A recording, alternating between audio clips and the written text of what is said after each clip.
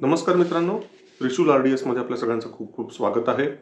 मित्रांनो, अजूनपर्यंत त्रिशूल RDS ला आपण लाईक केलं नसेल, सबस्क्राईब केलेलं नसेल तर जरूर सबस्क्राईब करा. मित्रांनो, अ, इस्रायल विरुद्ध इराण आणि इस्रायलच्या जोडीला अमेरिका आणि एकंदर गल्फ क्षेत्रामध्ये जे पसरलेलं हे जे युद्ध आहे, ते आता रिजनल वॉरमध्ये किंवा क्षेत्रीय युद्धामध्ये परिवर्तित झालेलं आहे.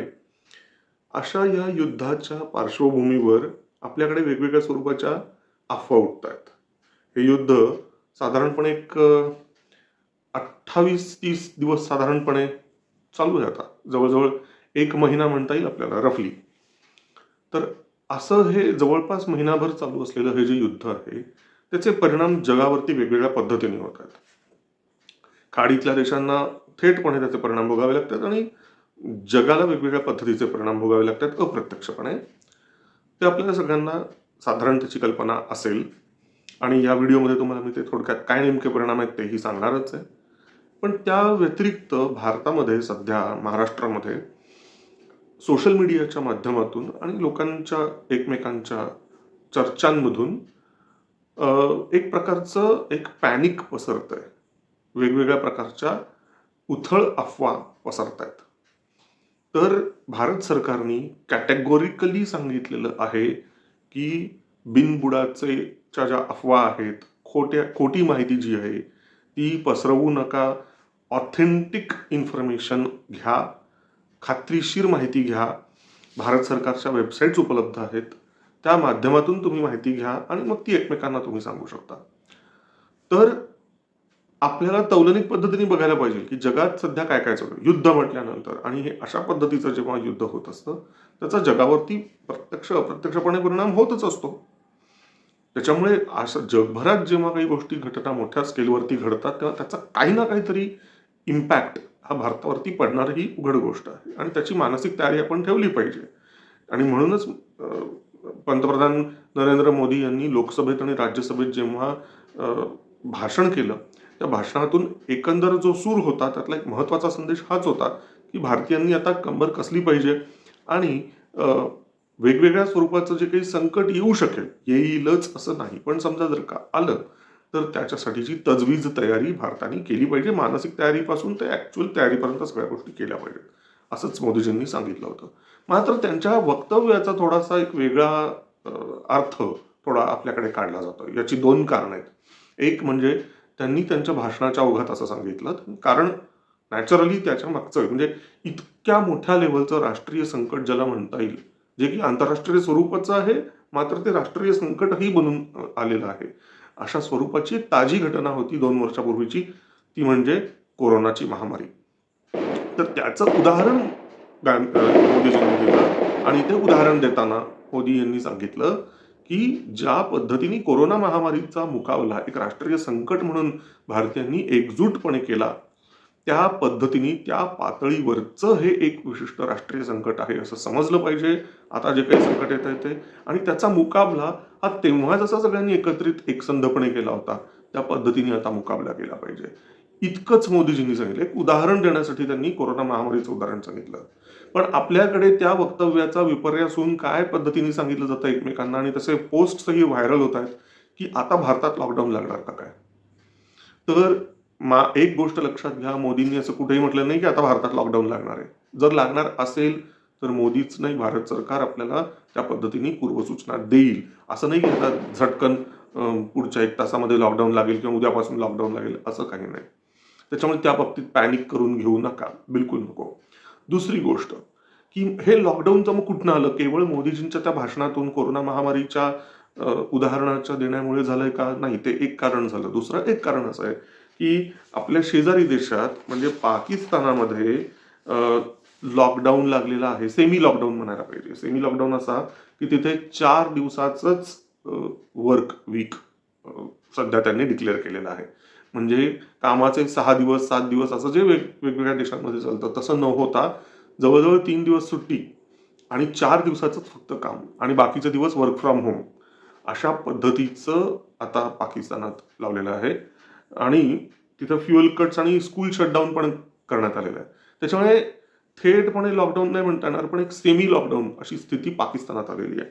इतरही काही देश आहेत, त्यांचंही उदाहरण सांगायला हरकत नाही आपण. उदाहरणार्थ बांगलादेशमध्ये 5 तासाचा ब्लॅकआउट घोषित केलेला आहे. 5 तासाचा, रोजच्या रोज 5 तासाचा ब्लॅकआउट. आणि फर्टिलायझर प्लांट्स तिथे शट झालेले आहेत. म्यानमारमध्ये ऑड इव्हन कार यूज सांगण्यात आलेली आहे. ऑड इव्हन, आपल्याकडे कसं ऑड इव्हनचं पार्किंग असतं काही काही मोठ्या महानगरांमध्ये, त्या पद्धतीने ऑड इव्हन कार यूज. आणि पंप क्लोजर्स, म्हणजे पेट्रोल पंप जे काही आहेत, CNG पंप जे काही आहेत म्यानमारमधले, त्यातले काही कित्येक पंप बंद झालेले आहेत कारण सप्लायच होत नाहीये. श्रीलंकेमध्ये फ्युएल रेशनिंग डिक्लेअर करण्यात आलेलं आहे, फ्युएल रेशनिंग. आणि पब्लिक हॉलिडेज पण जाहीर करण्यात आलेले आहेत, जसं पाकिस्तानमध्ये. त्याच पद्धतीने कंबोडिया, तिथे फ्युएल स्टेशन्स बंद पडलेले आहेत कित्येक, आणि वर्क फ्रॉम होम घोषित केलेलं आहे. सेम गोष्ट लाओसमध्ये पण आहे, सेम फ्युएल स्टेशन शट आणि वर्क फ्रॉम होम एन्फोर्स केलेला आहे. न्यूझीलंडमध्ये काय झालं तर कारलेस डेज जाहीर करण्यात आलेत आणि फ्लाईट्स कॅन्सलेशन झालेले आहेत. साऊथ आफ्रिकेमध्ये काय झालं तर कंट्रोल्ड फ्युएल अलोकेशन करण्यात आलेलं आहे. आणि केनियामध्ये फ्युएल रेशनिंग जाहीर करण्यात आलेलं आहे. एक्सपोर्टवरती बंदी घालण्यात आलेली आहे. इजिप्तमध्ये अर्ली शटडाऊन्स, म्हणजे नेहमी जर का 5:30-6 वाजतापर्यंत जर ऑफिस चालू असेल तर अर्ली शटडाऊन, म्हणजे मग ते कदाचित 4 वाजता 3 वाजता, डिपेंड्स त्यांनी किती टाइम ठरवलेला आहे ते आपल्याला माहित नाही, पण अर्ली शटडाऊन्स. आणि पॉवर कर्ब्स, म्हणजे मध्येच दिवे जाणं वगैरे वगैरे, या गोष्टी तिथे सुरू झालेल्या आहेत. पॉवर कट करणं सुरू झालंय. स्लोवेनिया नावाच्या युरोपमधल्या देशामध्ये डिझेल कोटा राज आलेला आहे. कोटा सिस्टम डिझेलची. आणि फ्युएल कॅप्स, म्हणजे मॅक्झिमम एक व्यक्ती किंवा एक फॅमिली हे किती फ्युएल घेऊ शकतात, वापरू शकतात, मागवू शकतात, साठवू शकतात, याच्यावरती एक अपर लिमिट घालून दिलेली आहे, फ्युएल कॅप लावलेली आहे. सेम गोष्ट स्लोवाकियामध्ये पण आहे. मग अशी स्लोवेनियाचं सांगितलं, स्लोवाकिया सेम गोष्ट, डिझेल कोटा आणि फ्युएल कॅप्स.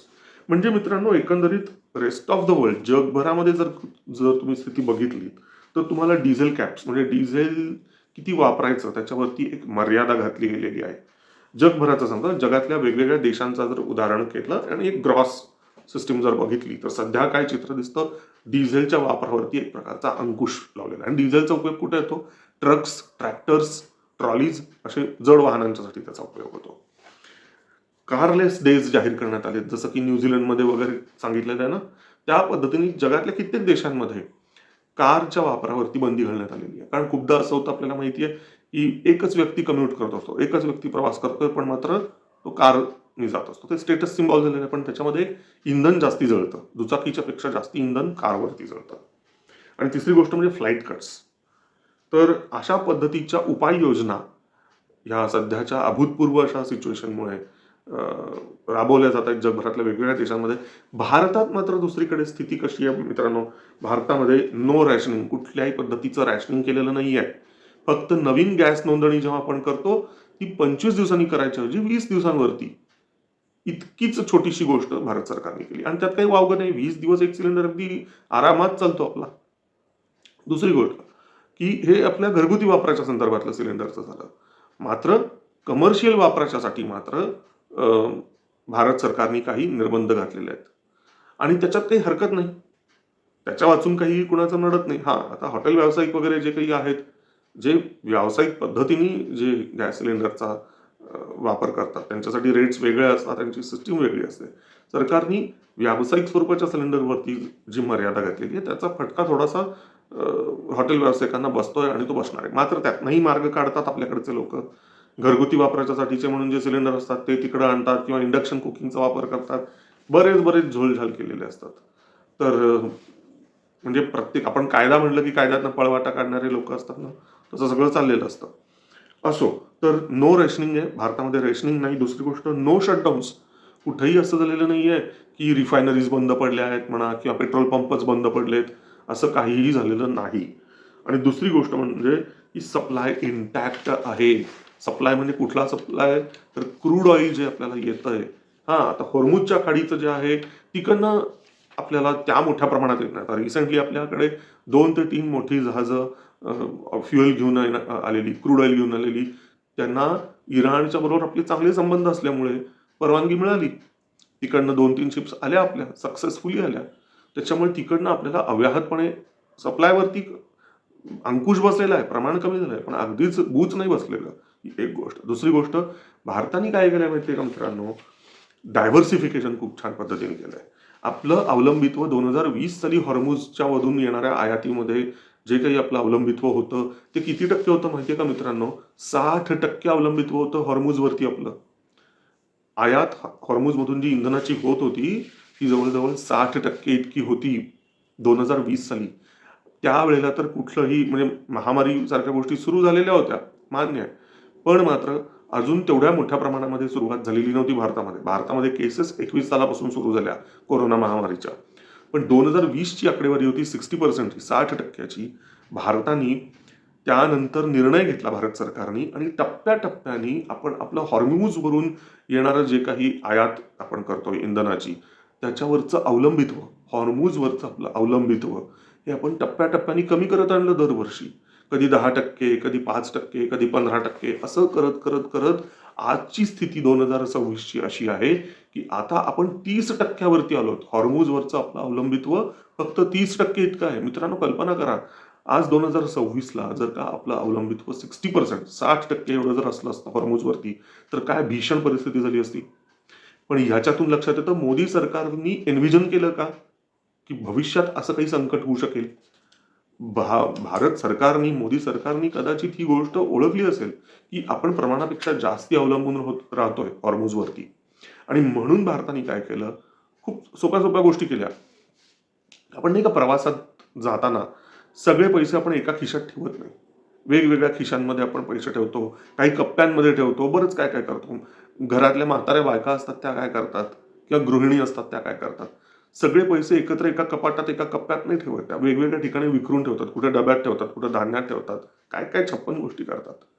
त्या पद्धतीने मोदी सरकारने काय केलं, हॉर्मुझवरचं आपलं अवलंबित्व कमी केलं की न जाणो, म्हणजे 2020 साली विचार केला असेल दूरदृष्टीचा, की न जाणो भविष्यात एखाद्या स्वरूपाचं जर काही संकट आलं आणि हॉर्मुझमध्ये काही घटना काही घडल्या, गल्फमध्ये, पर्शियन आखातामध्ये जर काही स्थिती विचित्र पद्धतीची जर झाली, तर भारताच्यासाठी एक प्रकारचं संकट निर्माण होऊ शकेल. ह्याची कल्पना आधीच करून मोदी सरकारने काही निर्णय घेतले. आणि काय निर्णय घेतले मित्रांनो, अगदी सोपे निर्णय, की विखरायला सुरुवात केली आपण. डायव्हर्सिफिकेशन. हॉर्मुझवरती आपलं अवलंबित्व, याचा अर्थ काय, कतार, कुवेत, तुमचा सौदी अरेबिया, इराण यांच्याकडून जे आपण इंधन मोठ्या प्रमाणात जे घेतोय ते हळूहळू हळूहळू कमी करायचं आणि इतर देशांच्याकडून आपण घ्यायचं. जसं की सोवियत नाही, रशिया आणि अमेरिकेकडनं पण आपण घेतोय. त्याच पद्धतीने अर्जेंटिनाचं प्रमाण कमी आहे पण आहे चालू. आणि कारण रिसेंटली एक टँकर भरून आता आपल्याकडे अर्जेंटिनातनं आलेलं आहे. आणि आफ्रिकन देशातनं सुद्धा आपण फ्युएल घ्यायला लागलेलो आहोत. तर त्यामुळे थोडक्यात असं आहे की आपण आपलं थोडंसं आपलं हित जे जपायचं आहे ते बघायला लागलोय. 30% हे सुद्धा मोठा आकडा नाही असं नाही, पण तेही अजून खाली आपण येत्या 1 वर्षभराच्या आत आपलं हॉर्मुझवरचं जे अवलंबित्व आहे ते आपण आणखीन निम्म्या ह्याच्या, म्हणजे जवळ 15% खाली कसं येता येईल याचा प्रयत्न भारत सरकार करत आहे ॲज ऑफ नाव. दुसरी गोष्ट मित्रांनो अशी आहे की भारताने आणखीन एक गोष्ट केली आहे की तुम्हाला आठवत असेल की आपल्या अंदमानच्या तिथे मोठ्या प्रमाणात तेलाचा आणि गॅसचा साठा आहे अशी बातमी तुम्हाला ऐकायला आली असेल. तर भारत सरकारने ONGC आणि इतर काही खाजगी कंपन्या, ONGC ही सरकारी कंपनी आहे, तर अशा ज्या ONGC सारख्या काही सरकारी कंपन्या आहेत आणि इतर अंबानी वगैरे यांच्या काही ज्या काही खाजगी कंपन्या आहेत, अशा सगळ्यांना एक निर्देश दिलेले आहेत. आणि हे निर्देश काय आहेत, तर भारताच्या, म्हणजे जसं बॉम्बे आहे म्हणून अरबी समुद्रामध्ये मुंबईच्या जवळच नैसर्गिक वायू काढण्याचं जे ठिकाण आहे, तशा पद्धतीचे वेगवेगळे स्पॉट्स बे ऑफ बेंगॉलमध्ये, बंगालच्या उपसागरात आणि अन्य ठिकाणी भारताच्या एक्सक्लुझिव्ह इकॉनॉमिक झोनमध्ये, EEZ मध्ये कुठे कुठे आहेत ते सर्च करा आणि तिथून नॅचरल गॅस एक्स्ट्रॅक्ट करायला सुरुवात करा मोठ्या प्रमाणात. त्याच पद्धतीने ऑइल असेल तर ते ऑइलही एक्स्ट्रॅक्ट करायला सुरुवात करा. अशा पद्धतीचे निर्देश भारत सरकारने दिलेले आहेत. ही एक गोष्ट केली आहे. दुसरी गोष्ट भारत सरकारने अशी केलेली आहे की दुसरी गोष्ट म्हणजे की भारत सरकारने 100% क्षमतेने रिफायनरी चालवायला सांगितलेलं आहे. म्हणजे राखून ठेवू नका. रिफायनरी चालवायची. रिफायनरी म्हणजे काय, की क्रूड ऑइल येतं ते पहिल्यांदा रिफायनरीत जातं. मग ते रिफाईन होतं आणि तिथे मग पेट्रोल, डिझेल वगैरे सगळे वेगवेगळे प्रॉडक्ट्स रिफायनरीमध्ये तयार होतात. रिफाईन होतात तिथे सगळ्या गोष्टी. क्रूड ऑइलचं रिफाईन केलं जातं, प्रोसेस होते. तर आपल्या भारतामध्ये, भारत हा रिफायनरी क्षेत्रातला सगळ्यात मोठा प्लेअर आहे आज घडीला. अशा भारतातल्या त्या रिफायनरीज 100% क्षमतेने चालू आहेत मित्रांनो. 100% क्षमतेने. आणि तिथे तयार होणारं जे प्रॉडक्ट आहे ते काही सगळंच्या सगळं भारत नाही वापरत. भारताच्याकडे जी साठवून ठेवण्याची जी क्षमता आहे तेवढं साठवून ठेवलं आपण, की मग म्हणजे ज्याला स्ट्रॅटेजिक रिझर्व्ह म्हणतो आपण, ते व्यवस्थित पद्धतीने रिझर्व्ह करून झाले, तेवढा साठा आपला झाला, की मग उर्वरित जे आपण निर्मिती करत असतो त्याचं काय करतो आपण, त्याची आपण विक्री करतो. तर अशा पद्धतीची विक्री सुद्धा भारत मोठ्या प्रमाणात करतो फाईन प्रॉडक्ट्सची. तर इथं एक गोष्ट लक्षात घ्यायला पाहिजे मित्रांनो, की आपण बघितलं इतर देशांमध्ये की कशा पद्धतीने पेट्रोल पंप बंद पडतायत वगैरे.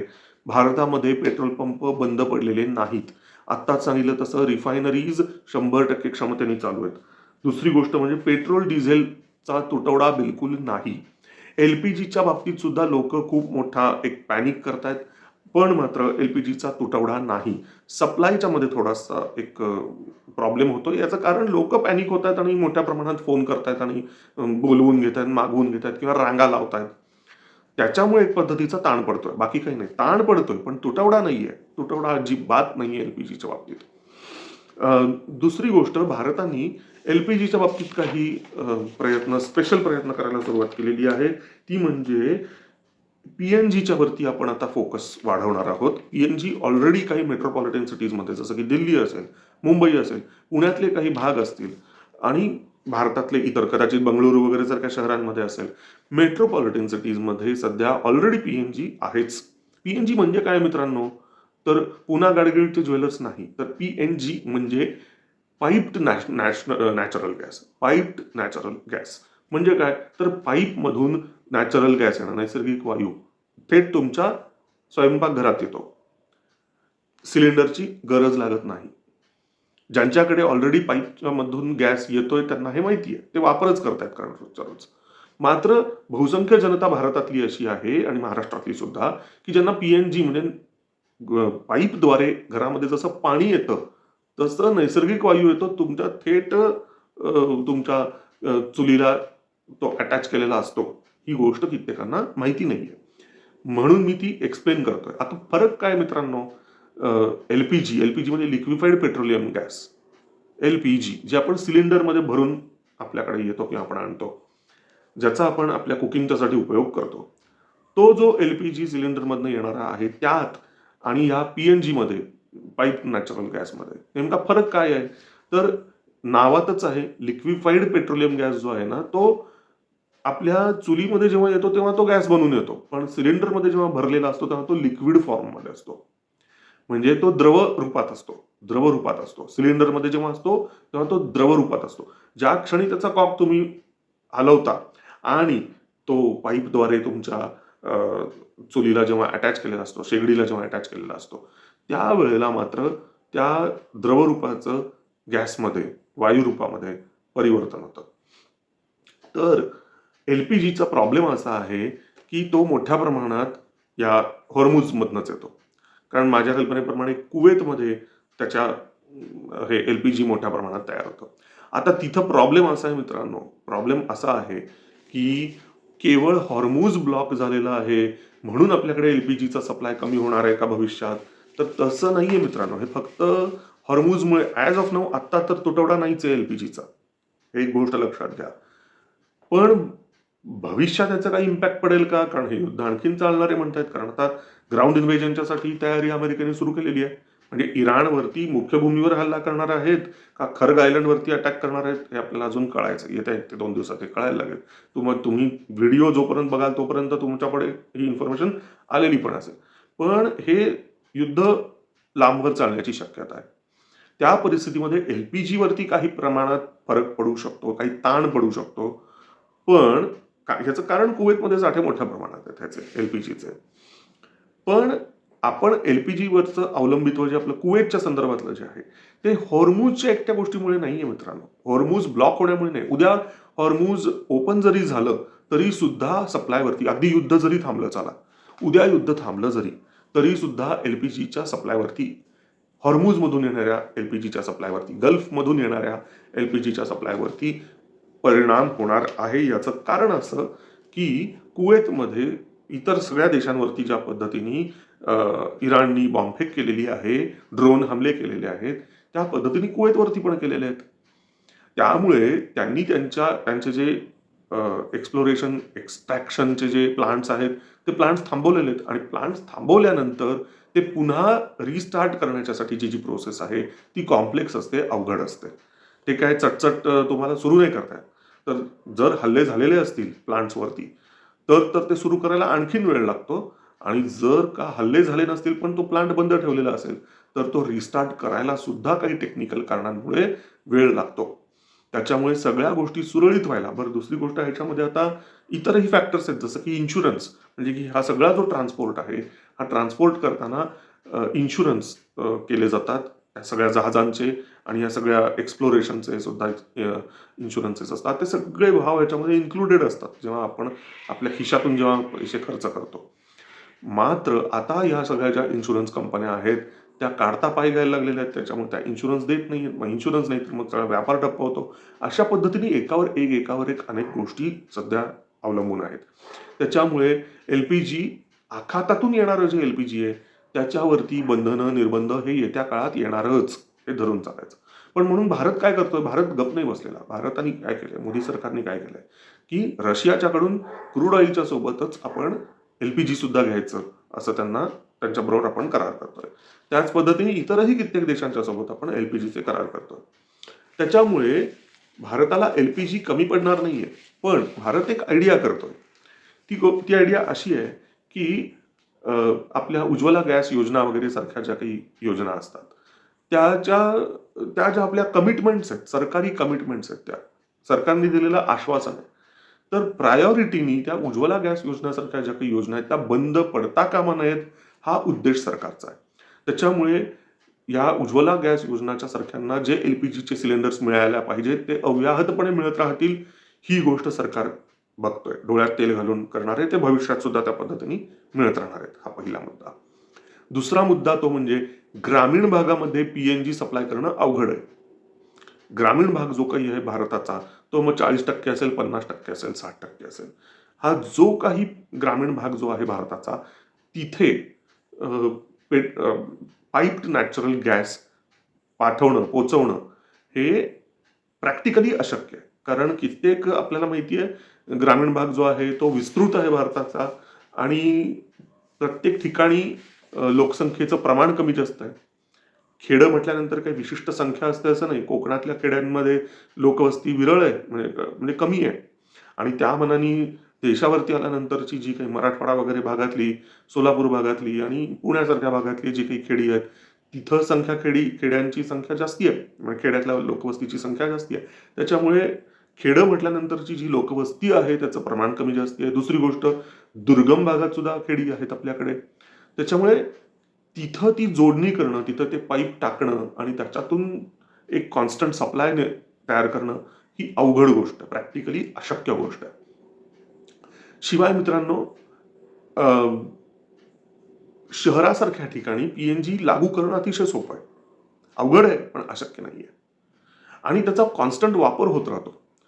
शहरासारख्या ठिकाणी त्याचा कॉन्स्टंट वापर मोठ्या प्रमाणात होतो. PNGचा होऊ शकतो आणि अव्याहतपणे ते सुरळीतपणे सगळं चालू शकतं. आणि त्याच्यामुळे भारत सरकारने अतिशय महत्वाकांक्षी योजना ठरवून युद्ध पातळीवरती अगदी वेगाने ज्या पद्धतीने घराघरामध्ये नळाद्वारे पाणी येतं त्या पद्धतीने नळाद्वारे, पाईपद्वारे गॅस मिळत राहील, PNG गॅस मिळत राहील, अशी सोय सरकार करत आहे, मोठ्या प्रमाणात करत आहे. आणि ज्या घरी अशा पद्धतीची PNG सिस्टीम आहे त्या घरी LPG जाणार नाही, तिथं ते सिलेंडर्स पोहोचवले जाणार नाहीत, अशी एक सोय भारत सरकार करणार आहे. त्याचा फायदा असा होईल की हे शेवटी जे LPG जो असतो, लिक्विफाईड पेट्रोलियम गॅस, तो शेवटी कशात भरला जातो तर सिलेंडरमध्ये भरला जातो. कारण ते लिक्विड आहे. त्याच्यावरती कुठंतरी सप्लाय करताना तुम्हाला सिलेंडर लागतोच लागतो. तो एक महत्त्वाचा घटक आहे. तर सध्या जे काही सिलेंडर्स हे जे एक्झिस्टिंग पी-एन-जी वाले लोकं आहेत आणि नव्याने आता काही पी-एन-जी ग्राहक तयार होतील, त्यांच्याकडे जर का सिलेंडर्स असतील, तर ते सिलेंडर्स सरकार ताब्यात घेणार. त्याचा फायदा असा होईल की सरकारच्याकडे मोठ्या प्रमाणात अतिरिक्त सिलेंडर्स उपलब्ध होतील आणि त्या सिलेंडर्सचा उपयोग ग्रामीण पातळीवरती सप्लाय मोठ्या प्रमाणात करण्याच्यासाठी केला जाईल आणि सरकारला त्यामुळे एक काय म्हणूया हमी देता येईल लोकांना की आपल्याकडे स्टॉक भरपूर आहे. नॅचरल हे एल-पी-जी आपल्याकडे मोठ्या प्रमाणात आहे. घाबरायची जराही चिंता नाही. शहराकडे पी-एन-जी आहे आणि गावाकडं एल-पी-जी आहे. अशी सिच्युएशन तुम्हाला मोठ्या प्रमाणात दिसायला लागेल येत्या काही महिन्यांपासूनच. दुसरा फायदा पी-एन-जीचा असा आहे की पी-एन-जी स्वस्त आहे. तुमच्या सिलेंडरमधल्या गॅसच्या पेक्षा एल-पी-जीच्या मानाने पी-एन-जीचा गॅस स्वस्त आहे आणि ज्या पद्धतीने मोबाईल पोस्टपेड पद्धतीने आपण वापरतो ना, त्या पद्धतीने पी-एन-जी सुद्धा पोस्टपेड पद्धतीने आपण वापर करू शकतो. त्याचं जे बिलिंग असतं, सिलेंडर घेताना तुम्हाला पैसे आधी द्यायला लागतात आणि मग सिलेंडर घ्यायला लागतं. पी-एन-जीच्या मध्ये उलट आहे. तुम्ही किती वापर केला त्यानुसार तुम्हाला त्याचा पेमेंट करावा लागतो महिन्याच्या महिन्याला शेवटी. तर अशा पद्धतीने त्याचे काही फायदे आहेत. भारताने अशा पद्धतीने काही स्टेप्स उचललेल्या आहेत.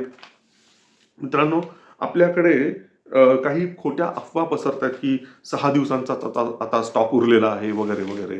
तर भारतामध्ये तेल आणि वायू तर म्हणा स्टॉक त्याचा काही करता येत नाही.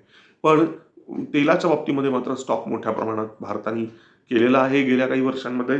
तर 6 दिवसांचा स्टॉक वगैरे काही गोष्ट उरलेली नाही. आपल्याकडे चांगला 74 दिवसांची स्टोरेज क्षमता आहे आपली. 74 डेज एवढ्या दिवस पुरेल एवढी आपली स्टोरेजची क्षमता आहे. क्षमता म्हणजे मॅक्झिमम कपॅसिटी आहे आपली तेवढी. आणि सध्या ॲज ऑफ नाऊ 60 दिवसांचा स्टॉक आहे. 60 दिवस पुरेल एवढा स्टॉक आहे. आणि हे मी जेव्हा सांगतोय ते आकडे एक 24 तासापूर्वीपर्यंतच आहे. याच्यात आणखीन वाढ झालेली असणार आहे मित्रांनो. कारण दिसामासा भारत आपली स्टोरेज कपॅसिटी वाढवतोय आणि त्याच पद्धतीने ती कपॅसिटी फुल कशी करता येईल याकडे भारत लक्ष देतोय. दुसरी गोष्ट मित्रांनो, आकडे आपले डोळे विस्फारणारे आहेत. कारण भारत हा जवळजवळ 140 ते 150 कोटीच्या आसपास पोहोचलेला लोकांचा देश आहे. त्याच्यामुळे आपली भूकही मोठी आहे. त्यामुळे आपल्याला लागणारं इंधन सुद्धा मोठं आहे, मोठ्या प्रमाणात आहे. तर मित्रांनो, गेल्या काही दिवसांमध्ये भारत सरकारने जे काही पावलं उचललेली आहेत त्यामुळे एल-पी-जीचं आपलं उत्पादन 40% वाढलेलं आहे आणि रोज 50,000 टन उत्पादन आपलं एल-पी-जीचं होतं आहे. रोज 50,000 टन. काही घाबरायची गरज आहे का आपल्याला? काही रांगा लावायची गरज आहे का? कसली साठेबाजी करायची गरज आहे का? अरे भारत सरकार बसलंय आपली काळजी घ्यायला. अफवा फक्त पसरवू नका, पॅनिक फक्त करू नका.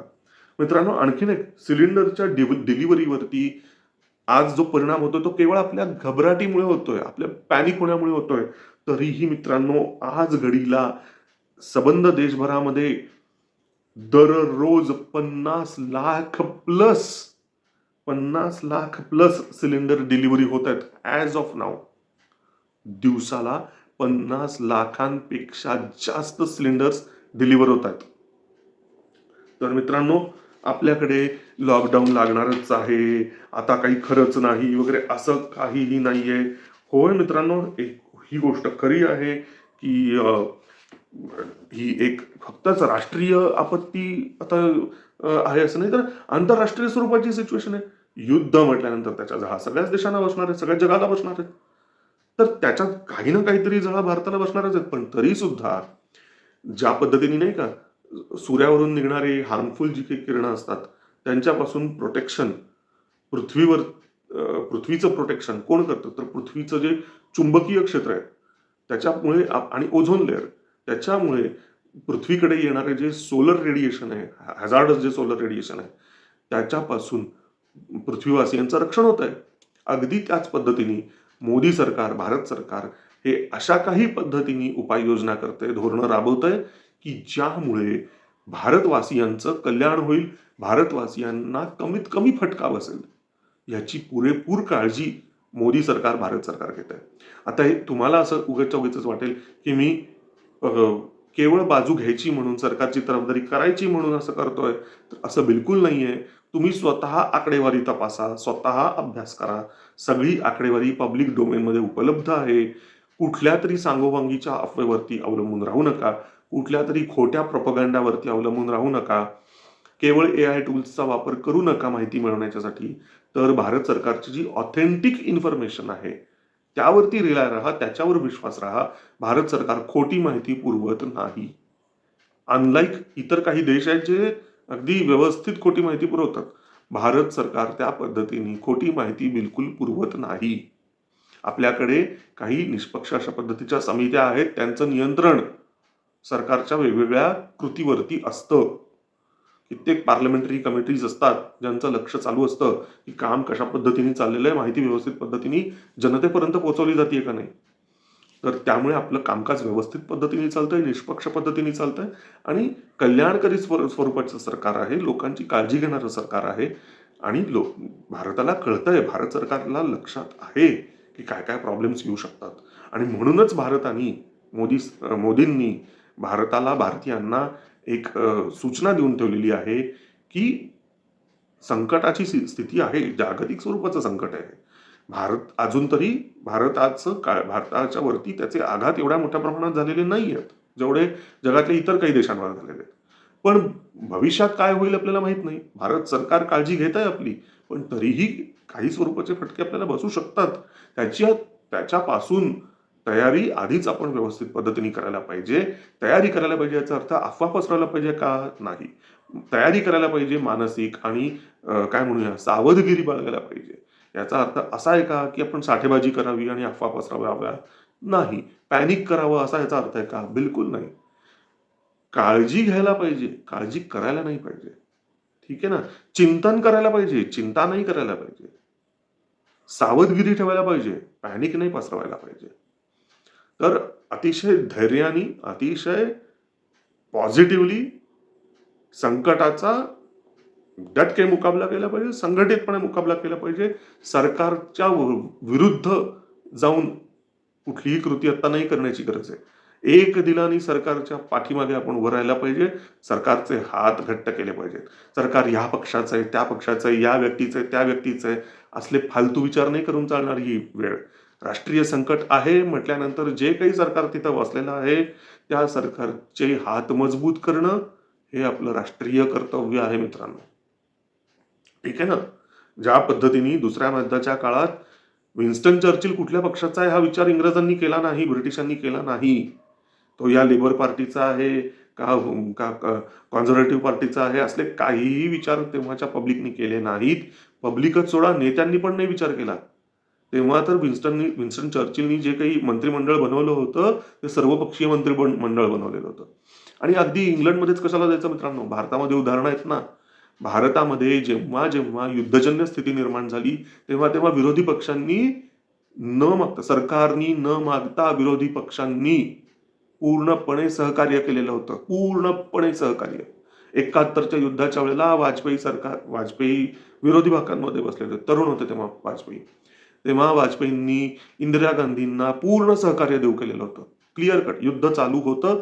त्या सबंध काळामध्ये वाजपेयींनी आणि विरोधात बसलेले जे काही सगळे जनसंघ आणि तेव्हाचे जे काही पक्ष होते त्यांनी खुल्या दिलानी सांगितलं होतं, राष्ट्रीय कर्तव्य आहे, आम्ही सरकारच्या बाजूने आहोत. हीच गोष्ट लालबहादूर शास्त्री जेव्हा सत्तेत होते त्याही वेळेला घडलेली होती. म्हणजे जेव्हा जेव्हा राष्ट्रीय आपत्ती आहे, राष्ट्रीय संकट आहे, त्या वेळेला विरोधी पक्षांनी पूर्ण सहकार्य केलेलं होतं आतापर्यंत. गेल्या 10 वर्षामध्ये आपल्याला मात्र चित्र वेगळं दिसतंय. आता सुद्धा नेते विरोधी बाकांवरती बसलेले आहेत, ते काहीही बोलतायत. म्हणूनच माझं मित्रांनो तुम्हाला सांगणं आहे, सध्या विरोधी बाकांवरती बसलेले जे नेते आहेत ते काय बोलतायत त्याकडे दुर्लक्ष करा. पण मात्र आपण या देशाचे नागरिक म्हणून, देशभक्त म्हणून, भारतप्रेमी म्हणून आपलं एक कर्तव्य आहे ते विसरू नका. कुठल्याही नेत्याच्या, कुठल्याही पक्षाच्या प्रोपगंडावरती विश्वास न ठेवता स्वतःहून हे पक्ष आणि सगळं राजकारण वगैरे सगळं बाजूला ठेवून एक आपण नागरिक म्हणून, या भारताचे सच्चे राष्ट्रभक्त म्हणून आपण कर्तव्य केलं पाहिजे आणि सरकारच्या बाजूने आपण उभं राहायला पाहिजे. आणि जे काही संकटाची स्थिती जरी समजा आली असं धरून चाला. एखाद्या घरावरती कधी कधी एखादी आपत्ती येते की नाही, सगळं काही नेहमी सुरळीत चालू असतं का? नाही ना. कधी आजारपणं येतात, कधी कुठे काही अपघात होतो कोणाचा, कधी काही दुःखद प्रसंग घडतो एखाद्या घरी, हो की नाही? आनंदाचे क्षण जसे येतात, कुठे लग्न असतं, कुठे काही कार्यक्रम होतात, कुठे कोणी चांगल्या मार्कांनी पास होतं घरामध्ये. हे जसे आनंदाचे क्षण असतात, तसे दुःखाचे आणि आपत्तीचे पण क्षण एखाद्या कुटुंबावरती येतातच की नाही? त्याच पद्धतीने सध्या जगभरातच आपत्ती येते. त्या पार्श्वभूमीवरती भारतावरती सुद्धा एखादा आपत्तीचा एखादा क्षण येऊ शकतो. नाही असं नाहीये. आणि त्याची तयारी आपण ठेवली पाहिजे. त्याची तयारी आपण ठेवली पाहिजे. त्याची मानसिक तयारी ठेवली पाहिजेच. आणि त्याची फिजिकल तयारी ठेवण्याच्यासाठी सुद्धा आपण सज्ज असलं पाहिजे. कारण भारत हे एक आपलं कुटुंब आहे असं समजून चालायचं. भारत हा एक परिवार आहे आपला. जसं परिवारावरती आपत्ती येऊ शकते, तसं भारतावरती, भारताच्या कुटुंबावरती सुद्धा आपत्ती येऊ शकते. त्याची एक तयारी ठेवायची आपण. त्याच्यात काहीच वावगं नाही. त्याच्यावर पॅनिक नाही बिलकुल होण्याची गरज.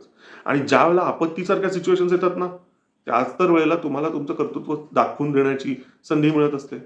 हो की नाही? जेव्हा जेव्हा आपत्तीसारखे सिच्युएशन येतात, संकटासारखे सिच्युएशन जेव्हा येतात, त्याच वेळेला तर तुम्हाला तुमचं कसब दाखवून देण्याची संधी चालून येते, आयती चालून येते.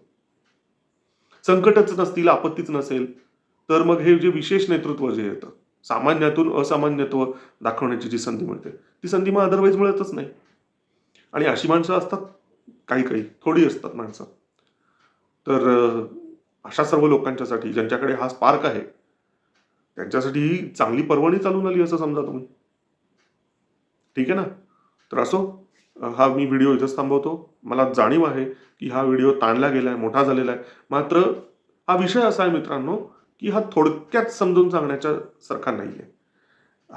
त्याला पूर्ण न्याय देणं आवश्यक होतं. हा विषय तुमच्यापर्यंत व्यवस्थित पोहोचवणं, तो व्यवस्थित एक्सप्लेन करणं हे आवश्यक होतं आणि म्हणूनच इतका वेळ लागला. तरीही मित्रांनो, जर तुम्ही हा व्हिडिओ शेवटपर्यंत पाहिलेला असेल आता, तर तुमचे खूप खूप धन्यवाद. आणि मी हा व्हिडिओ आता इथेच थांबवतो. पुन्हा एकदा तुम्हाला रिक्वेस्ट करतो, की त्रिशूल RDSला कृपया जरूर सबस्क्राईब करा आणि या व्हिडिओला लाईक करा, शेअर करा. धन्यवाद. हर हर महादेव. वंदे मातरम.